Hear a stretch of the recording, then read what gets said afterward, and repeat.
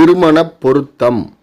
மணமகள் உத்திரம் சிம்மராசி, மணமகன் பூரம் சிம்மராசி.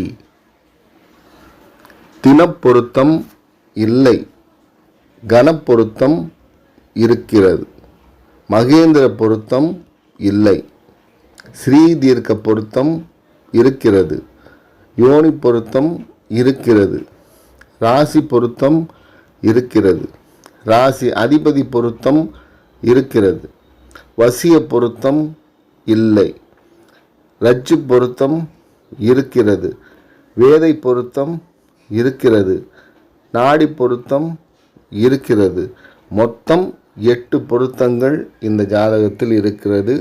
மணமகன் மணமகள் வாழ்க வளமுடன். மறுபடி வேறொரு பதிவோடு வந்து சந்திக்கிறேன். நன்றி, வணக்கம்.